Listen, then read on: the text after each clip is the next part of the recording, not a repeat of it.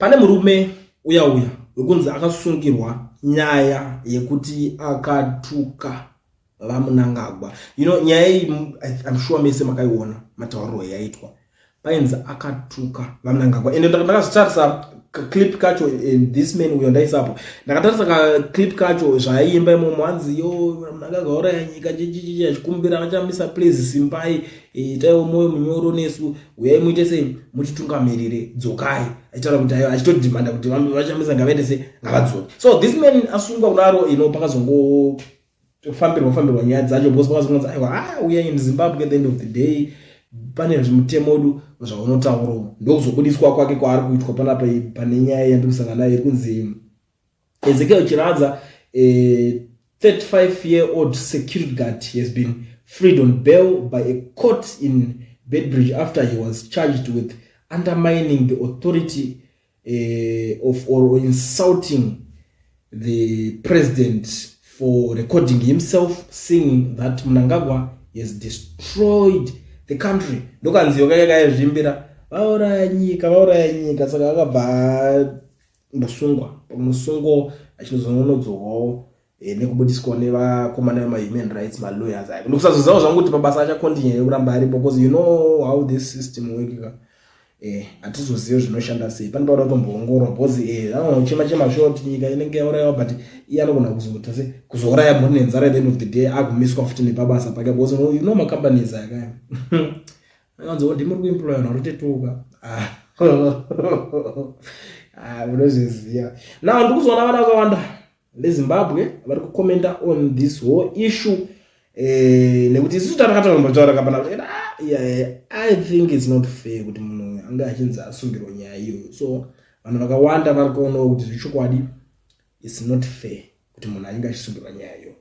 Now pari kunzi let me help him to amplify his message. Mnangagwa has destroyed this country. Mumwe wari kutowedzera kutukirira zvakaoma wedu we. Mumwewo panapa ari kuti I wish he could get a very very good lawyer who will gather enough evidence and force the prosecution to show what he has done to build the country and who the world responsible for all the destruction around the country. Mumwe ari kuti aiwa saka marodzi akugadzirwa here akadestroywa nani. Then this man was telling the truth.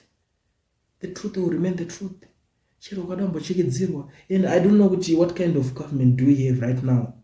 Because ikuti iwo kada kutaura chokwadi watopa mahwana vanokubata mhanda matsipa. Ubvunzo yakuno ombochekedzerwa. Ndozvavari. That's what they are good at.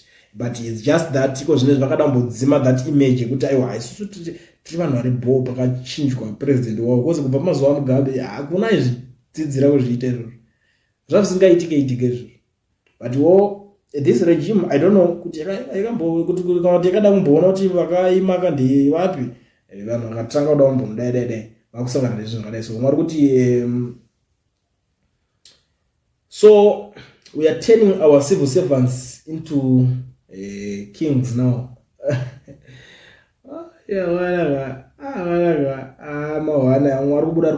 So what crime was committed here? Iti yaura nyika ngavauye vaso umwe watoti ngavandisungwa. Saka problem yacho mapurisa kana vakuti kana vakanzwawo munhu achitaura kuti ningaura nyika. And I think it's not fair guys kuti mupurisa onzwa munhu ari kutaura kuti ninga it's politics. And I expect kuti mupurisa afana kungoona as politics anofana kuunderstand kuti inini nyaya dzenyu dzekutungana kwenyu zvematukiro enyika zvekutukana kwenyu ina ndizvipindirini. But ukaona pakunzi patone mutemo wekutoti nzi iwe tinokubata toda kuti wangodai so pashata vanenge patoshata hama dzadiwa. How I wish I was his lawyer. I would crook it nicely legally. Zvacho kuvhundisana kacho kakashata. anyway azobuda hake ndozvinyaya iripo ndangoti ndingoya ndikuzivise update so that since ndandakarega ndatanga ndataura nyaya yacho panapo inini nyaya ndikatanga ndinofanira kuzodzoka ndichikuzivisa update kuti tichazoperera papi so that munogara muchinyatsoziva kwete kuti ndingoya nenyaya ndingogumira nyaya parod ndo nyaya imwe chete inenge iripo saka ndangoti tigedza ndingoita se ndingoya ndichizivisana nemi zvazoitika yazoperera nyaya ye vazomusiya ndo nyaya iripo saka ndo update ndo latest update iri panapo.